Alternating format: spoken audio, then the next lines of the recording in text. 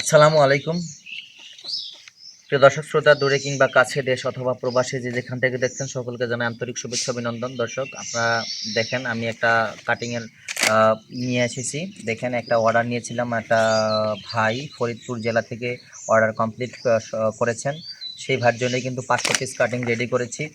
দেখেন কাটিংগুলো কত সুন্দর, ফ্রেশ কন্ডিশনের কাটিং, সবুজ সবুজ কভার দ্বারা আবৃত কাটিংগুলো। এই কাটিংগুলো কিন্তু জার্মানিশন রেটটা অনেক সুন্দর আসে।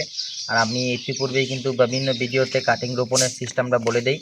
আমি আবারও বলছি এই ভিডিওতে, এই যে কাটিংটা যখন আপনি রোপণ করবেন 45 ডিগ্রি অ্যাঙ্গেলে রোপণ করবেন এবং হাফ ইঞ্চি পরিমাণ কাটিংয়ের অংশ মাটিতে জায়গায় রাখবেন, ভালো করে চাপ দিবেন।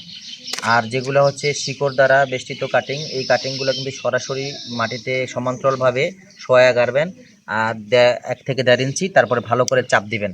এখান থেকে কিন্তু অঙ্কুরগুলো বের হবে। তাহলে কিন্তু আপনার কাটিংয়ের রোপণ 100% বৈজ্ঞানিক প্রক্রিয়া হবে এবং জার্মানিশন রেটটা খুব ভালো পাবেন। আর একটা কথা বলতে চাই, এই কাটিংগুলো রোপণ করলে আপনি 10 দিন অবজারভেশনে রাখবেন, পর্যবেক্ষণে রাখবেন। যেমন যদি আপনার জমিতে রস কমে যায়, শুষ্কতা মানে শুষ্ক হয়ে যায়, সেক্ষেত্রে আপনার জমির আর্দ্রতা ফেরানোর জন্য সেচের ব্যবস্থা করতে হবে। কারণ 10 থেকে 12 দিন যদি জমির পর্যাপ্ত পরিমাণে আর্দ্রতা না থাকে, সেক্ষেত্রে কাটিং জার্মানেশনের সমস্যা হতে পারে। সেই জন্য সেচ দেওয়ার ব্যবস্থা করবেন যদি জমি শুকিয়ে যায়।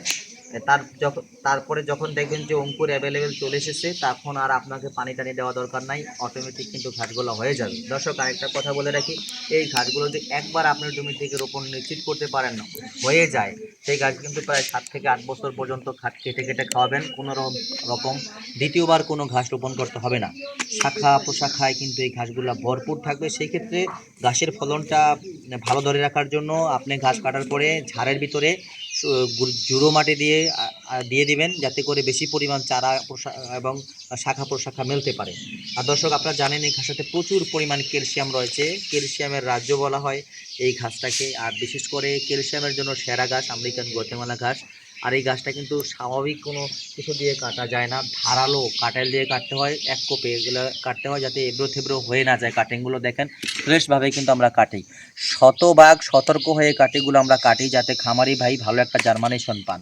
আর আমার নিকট হতে যদি কাটিং সংগ্রহ করতে চান, স্ক্রিনে দেওয়া নাম্বারে যোগাযোগ করবেন, তাহলে আমি আপনাদের ঠিকানা অনুযায়ী কাটিংগুলো দিয়ে দেবো। আর কুরিয়ারের মাধ্যমে সারা বাংলাদেশের প্রত্যেকটা জেলা উপজেলায় সর্বোচ্চ করে ডেলিভারিতে থাকি। যদি